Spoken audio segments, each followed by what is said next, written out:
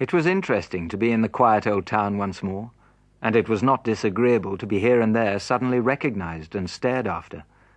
One or two of the tradespeople even darted out of their shops and went a little way down the street before me, that they might turn, as if they had forgotten something, and pass me face to face, on which occasions I don't know whether they or I made the worst pretense, they of not doing it, or I of not seeing it.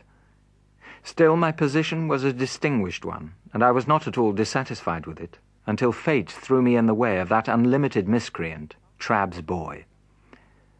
Casting my eyes along the street at a certain point of my progress, I beheld Trabb's boy approaching, lashing himself with an empty blue bag.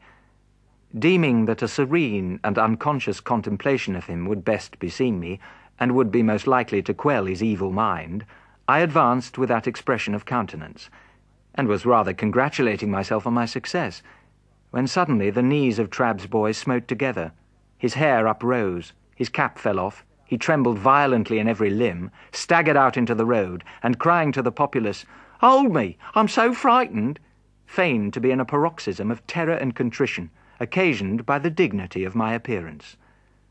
As I passed him, his teeth loudly chattered in his head, and with every mark of extreme humiliation he prostrated himself in the dust. This was a hard thing to bear, but this was nothing. I had not advanced another 200 yards, when to my inexpressible terror, amazement, and indignation, I again beheld Trabb's boy approaching. He was coming round a narrow corner. His blue bag was slung over his shoulder. Honest industry beamed in his eyes. A determination to proceed to Trabb's with cheerful briskness was indicated in his gait. With a shock he became aware of me, and was severely visited as before.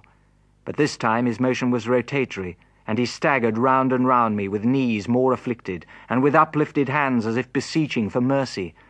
His sufferings were hailed with the greatest joy by a knot of spectators, and I felt utterly confounded.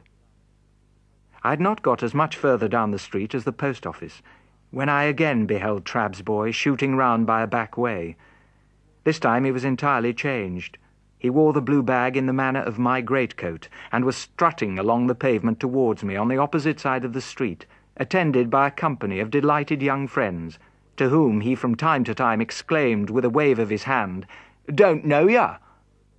Words cannot state the amount of aggravation and injury wreaked upon me by Trabb's boy. When passing abreast of me, he pulled up his shirt collar, twined his side hair, stuck an arm akimbo, and smirked extravagantly by, wriggling his elbows and body, and drawling to his attendants, "Don't know ya, don't know ya, 'pon my soul, don't know ya." The disgrace attendant, on his immediately afterwards taking to crowing and pursuing me across the bridge with crows, as from an exceedingly dejected fowl who had known me when I was a blacksmith, culminated the disgrace with which I left the town, and was, so to speak, ejected by it into the open country. But, unless I had taken the life of Trabb's boy on that occasion, I really do not even now see what I could have done save endure. To have struggled with him in the street, or to have exacted any lower recompense from him than his heart's best blood, would have been futile and degrading. Moreover, he was a boy whom no man could hurt, an invulnerable and dodging serpent, who, when chased into a corner, flew out again between his captor's legs, scornfully yelping. I wrote, however, to Mr. Trabb by next day's post, to say that Mr. Pip must decline to deal further with one who could so far forget what he owed to the best interests of society, as to employ a boy who excited loathing in every respectable mind.